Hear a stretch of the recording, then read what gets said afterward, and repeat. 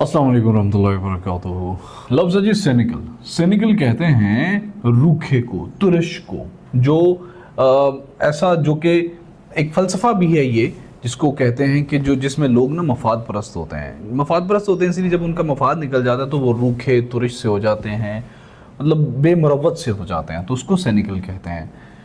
I know some of you are very cynical. मुझे पता है आप लोगों में से कुछ लोग बहुत ज़्यादा मफाद परस्त हैं अबाउट आवर प्लान्स। वो बहुत रूखे हैं हमारे प्लान्स के बारे में, वो बहुत तुरशरू हैं हमारे प्लान के बारे में, वो कोल्ड शोल्डर्ड हैं हमारे प्लान के बारे में, मुझे पता है। इक्लिप्स कहते हैं अंधेरा करना, तारीकी करना, रोशनी दूर करना, किसी चीज़ को लेस इम्पॉर्टेंट करना। किसी चीज़ को चांद होता है ना, तो जब एक्लिप्स होता है ना तो वो एक अंधेरा भी हो जाता है, रोशनी भी दूर हो जाती है, तो वो कम अहम हो जाता है, ठीक है, less important.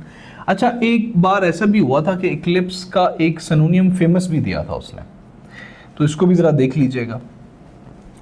The tragic accident has eclipsed the two disasters of last month. वो जो ट्रेजिक एक्सीडेंट था ना, उसने इक्लिप्स कर दिया, अहमियत कम कर दी, कम रोशन कर दिया, उस चीज़ की वैल्यू को लेसन कर दिया।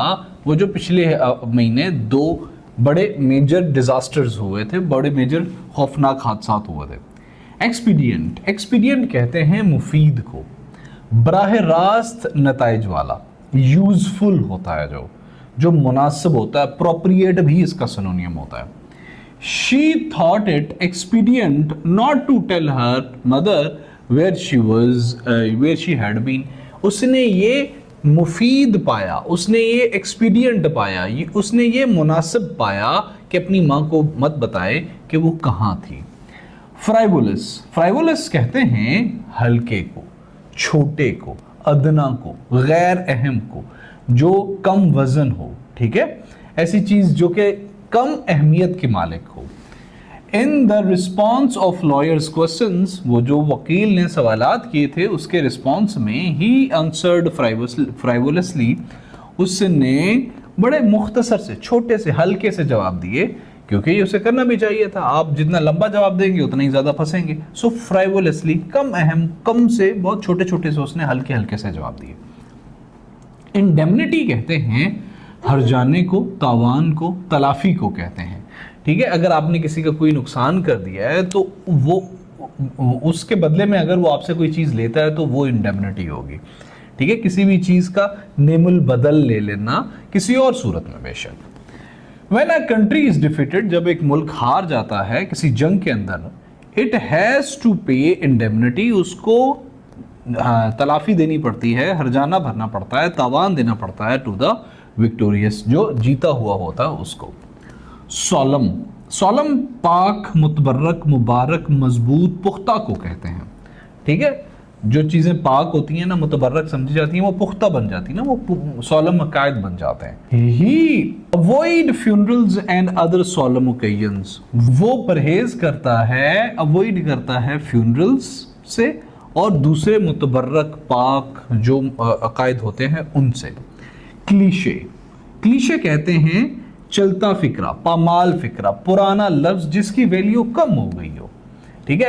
ऐसी बात, ऐसा लफ्ज जो कि आम रवाज बन चुका हो और मुरवज होने के बाद पुराना भी हो चुका हो, ठीक है, और अबाउट टू रिप्लेस हो, कि उसको कोई नया लफ्ज, कोई नई सोच, नया थॉट रिप्लेस करने के चांसेस हो। I know it's a bit cliche, मुझे पता है ये एक चलता सा लफ्ज है, but she means everything to me, वो मेरे लिए बहुत अहम है।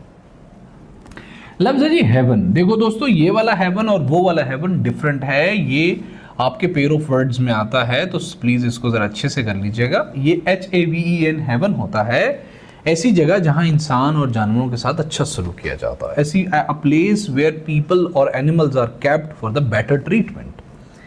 The park has become haven for the local wildlife. वो जो पार्क है ना, अब क्या होता है, वाइल्ड लाइफ के अंदर जानवरों को सही से नहीं, मतलब खाना वाना मिलता, पार्क के अंदर उस जानवरों को बहुत अच्छे से ट्रीट किया जाता है, उनको अच्छा वो महसूस करते हैं वहाँ पे आके। यूजुअली वो पार्क जहाँ पे जानवरों को फ्री छोड़ा जाता है, अनलाइक द पाकिस्तानी पार्क्स। लफ्ज़ है जी इनएडवर्टेंटली, इनएडवर्टेंटली कहते हैं गफलत से, लापरवाही से, बेफिक्री से, बेइरादा किया हुआ कोई काम, कोई बात, कोई अमल, उसको इनएडवर्टेंटली। मैंने इनएडवर्टेंटली क्या किया कि इनएडवर्टेंटली मैंने मार्कर वहाँ नीचे रख दिया, इनएडवर्टेंटली मैंने वो मोड़ लिया, inadvertently anything which you do unconsciously, unwillingly, that is, आपकी इंटेंशन नहीं होती। आई एम अफ्रेड, मुझे डर है, I inadvertently take your bag when I left, जब मैं वहाँ से गया तो मैंने ना चाहते हुए, बेफिक्री से, गफलत लापरवाही से आपका बैग पकड़ लिया। इंट्रोस्पेक्टिव, इंट्रोस्पेक्टिव कहते हैं इंटरस्पेक्ट, अपना मुशाहिदा, जैसे इंटरव्यू होता है ना, ये उसका सिनोनियम है। इंटर अंदरूनी, व्यू अंदरूनी आपकी चांग धांग, ठीक है। तो इंटरस्पेक्ट, इंटर अंदर, स्पेक्ट देखना, तो आपके अंदर मुशाहिदा नफ्सी को कहते हैं। बशीर वाज नेचुरली इंट्रोस्पेक्टिव, वो फितरतन मुशाहिदा नफ्सी वाला बंदा था। अक्सर लोग ना खुद से ही बहुत ज़्यादा बातें करते रहते हैं, वो लोग एक्सट्रोस्पेक्टिव नहीं होते, वो इंट्रोस्पेक्टिव होते हैं। एक और इसका लफ्ज़ एक्स्ट्रो नहीं है, कोई और लफ्ज़ है, तो वो ज़रा अगर आपको याद आ रहा है तो कमेंट बॉक्स में लिख दें, वो इसका एंटोनियम होता है। तो ये वो लोग होते हैं जो अपनी ही ज़ात में मगन रहते हैं।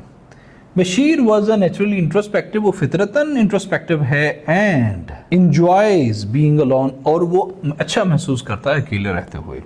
लफ्ज़ है जी इंसिनुएट, इंसिनुएट कहते हैं किसी चीज़ के अंदर कोई चीज़ घसेड़ देना, उसके अंदर दाखिल कर देना। आमतौर पे इंसिनुएट हम कहते हैं कोई नाखुशगवार बात ना, हम लोग ऐसे तरीके से कहते हैं कि अगलों को फील ना हो, ठीक है, गैर बराह रास्त तरीके से हम अगले को इंसिनुएट कर देते हैं, यार तुम you are looking good but थोड़ा सा है ना, थोड़ा नाक का मसला है, ठीक है, मेरी बात हो रही है। He even went as far as insinuating, हत्ता कि वो ये कहता गया कि जो सलीम है वो, that Salim was a lawyer, कि सलीम एक झूठा है। इवन उसने प्यार से तरीके से ये बात भी बोल दी।